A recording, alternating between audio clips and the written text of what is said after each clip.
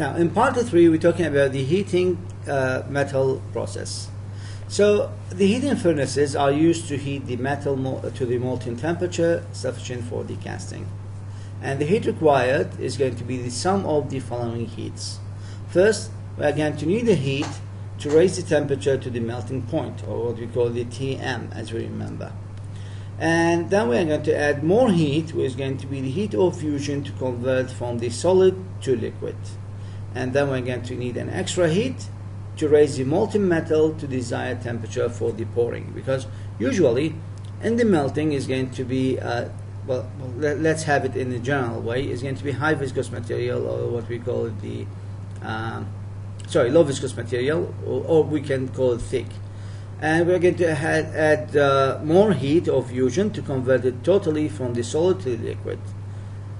And also we can add more heat to raise it to the temperature to have a high viscosity where the metal is going to fill all the cavities of the mold during the pouring process.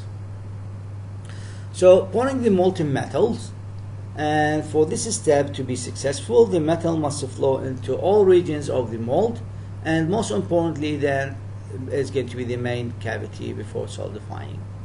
And the factors that determine this success are going to be the pouring temperature, the pouring rate, and the turbulences we are going to have during the pouring process. So if we are not going to have the required pouring temperature, the metal is going to have very low viscosity, and thus is not going to run fast through the cavity of the mold. Also the pouring rate, because the pouring rate is going to affect the third point, which is going to be the turbulence. High pouring rate is going to cause turbulences, and that's mean we're going to have the flow back process. Also the pouring rate is going to be too slow. The metal is going to totally solidify before filling all the cavities of the mold. Now, transformation of the molten metal back into the solid state, and that's what we call the solidification of the metal process. Solidification differ depending on whether the metal is going to be either the pure element or an alloy. Now you remember the diagram we had earlier. Anyway, this will be the solidification process inside the cavity of the core. You can see the losing of the temperature rate. I will repeat that. So you can see that the temperature is going to be highly concentrated at the gating part. And this is what we would like to desire. Now, you can see these cylinders actually are the gating system. Now, we start the pouring from there, fill the cavities. So we would like to have the cavity to be solidified before the riser and the pouring system. So that's what we have in the case if we're going to have pure metal. Now, we mentioned earlier that for the pure metal, we're going to have one melting point and we're going to have one freezing point. So that's what happened. We're going to pour the metal at the higher pouring temperature, the top thing to the left, and then the liquid is going to start cooling until it's going to have the freezing point. This will be happening if I'm going to come down from the high temperature, which is the pouring temperature, to the lower temperature, which is the melting temperature. We're going to start the freezing process. The freezing process will be all done and completed where the local solidification time is going to be running, and this will be done at the same temperature of the melting temperature for the single pure metal. As the freezing temperature is starting, we are going to have the solidification, solid cooling process to occur until we are going to reach the bottom temperature of room temperature of 25 degrees. Now the thing is going to be changed in case of the alloy, but for the crystalline shape of the pure metal, that's what will happen. Due to the chilling action of the mold wall is going to be at the beginning, we're going to have a thin skin of the solid metal is going to be formed at the interface immediately after the pouring process. So what's happened is that now we pour the metal inside the wall cavity, in the mold cavity. So the heat would require to have an escape. Now you will study that, and actually this is a logic. Usually the heat will transfer from the high temperature to the low temperature. Okay, from the high temperature to the low temperature. So actually what's happened, for example, if you are your hand is warm, you are going to put your hand on the cold table. After a while the table temperature will raise and until it's going to be equal to your hand temperature. Okay, so what's happened is that the heat being transformed from your source, which is the hand, to the sink, which is the table. Now the same thing happening in the case of the casting. The walls of the mold are the sink. They absorbing the heat from the molten metal you added in the cavity. So most of the process is going to be chilling immediately on the walls and for the metal attached to the wall of the mold cavity. And thus we are going to have the thin skin at the beginning due to the fast cooling rate due to the contact. The skin thickness is going to increase to form a shell around the molten metal as the solidification process progresses due to the losing of the temperature. The rate of the freezing will depend on the heat transfer out of the mold as well as the thermal properties of the metal you're using for the solidification. The characteristic grain structure in the casting of the pure metals, showing that we are going to have randomly oriented grains of the small sizes, is going to be near the mold wall, while we are going to have a large columnar grains oriented to the center of the casting.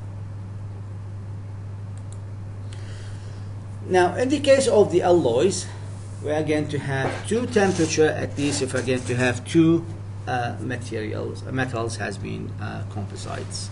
So this is an example we had earlier. If we are going to have the nickel and the copper alloy. Now what's happened is that if we are going to have 0% of the copper, everything will be done at the temperature of 1455 centigrade, which is the nickel melting point. If we are going to increase the percentage of the copper in the alloy, we are going to have two different temperatures.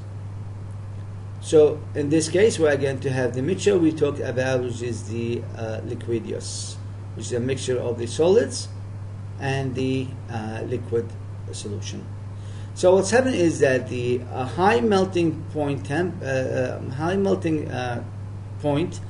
metal is going to get the freezing first, change itself to a solid state, while the other molten metal will remain as a liquid.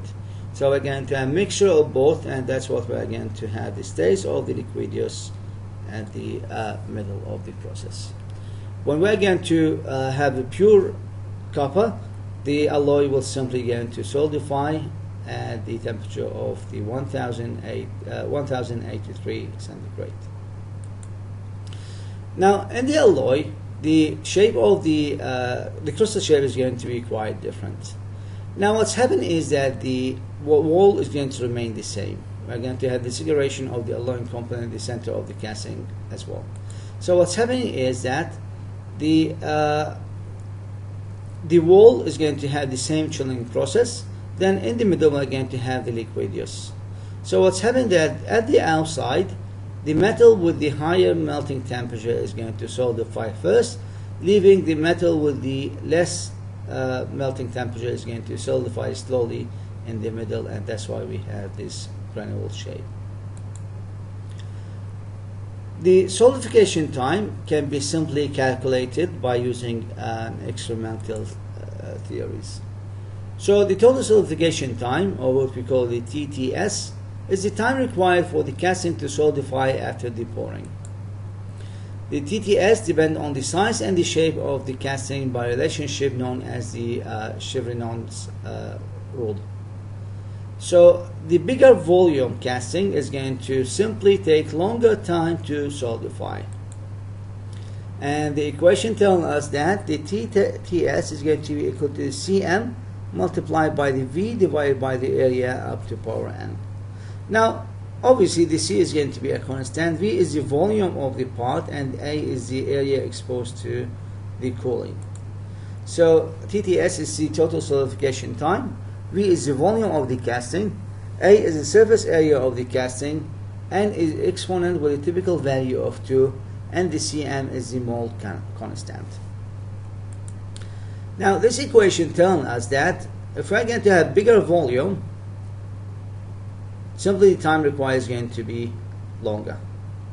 But if the area of the casting, the surface area of the casting is going to be larger, we are going to reduce the time required for the casting. That means if I'm going to have a block, the surface area of the block is going to be more than the less than the surface area of the flat plate. Thus, if I'm going to cast a block, it's going to take longer time to solidify rather than if I'm going to cast a thin plate. So the mold constant Cm is dependent on the mold material, whether it's going to be a sand or it's going to be a plaster or it's going to be a ceramic. Also the thermal properties of the casting metals and the pouring temperature relative to the melting point. The value of the Cm for the given casting operation can be simply based on the experimental data from the previous operation carried out using the same mold materials, the metal, the pouring temperature, and even through the shape of the part may be quite different. Now, this is the shrinking we are going to have during the solidification and the cooling process. So, the shape 0 can show us the starting of the starting level of the molten metal after we are going to have the pouring. So, we're going to fill the mold, with the sufficient amount of the metal. As we mentioned earlier, that the initial solidification is going to be at the mold wall because we are going to have the absorption of most of the heat of the metal through the walls. We are going to have the shrinkage will start to appear at the top. As the shrinkage will simply going to, as the solidification will simply going to continue, we're going to have the molten metal, as you remember in the GIF diagram we had. The high temperature will remain in the middle at the beginning, and we're going to start to have the solidification at the top. The shrinkage at the top will simply going to go further, and also we're going to have the one of the disadvantages is going to be the shrinkage cavity. As this the solidification is going to be completed, okay, further reduction of the volume due to thermal contraction will happen during the cooling of the solid metal. So the shrinkage of the solidifications usually is going to be occurs in nearly all the metals because the solid phase has higher density than the liquid phase. Thus, the solidification will cause a reduction in the volume per the unit weight of the metal, and the exception for this process is only going to be happen in the cast iron if it's going to have a high carbon contents. Because we are going to have the gravitizations is going to during the final stage of the freezing will cause the expansion that counteract with the volumetric decreases associated with the phase change. The shrinkage allowance should be occurred, and usually the pattern maker pattern makers correct for the solidification shrinkage and thermal contraction by simply making the mold cavity to be oversized. And the amount by which the mold is going to be made larger is going to be relative to the casting size and called the pattern shrinkage allowance. And the casting dimensions are expressed linearly, so the allowance are going to be applied accordingly. The other term we are going to learn about is called the directional solidification. So directional solidification is another solution to overcome the shrinkage of the metal casting. And in this case, we are going to have continuous feeding of the molten materials through the razor. We're simply going to extend the presence of the molten material in the mold cavity. So whenever we're going to have the shrinkage, we are going to have the molten metal to fill the cavity caused by the shrinkage. Also, the directional solidification can be achieved by using either the proper design of the casting, as we mentioned earlier, by having a good razor, or simply by adding the external and internal chills. So these external chills are going to be an escape for the heat. We can simply put the chill inside the center of the cassette pot. So it's going to find an escape for the internal heat to go to the mold. Such case will simply going to cause the heating to be more homogeneous rate rather than the other case where we're going to have the absence of the chillers in the middle. Also, we can add the external chills, where the external chills is going to encourage the rapid freezing of the molten metals in a thin section of the casting, and thus the likely results if the external chills were not used going to be shown in the part B. Now I will stop the recording for the part number 3 and continue with part number 3 after this break.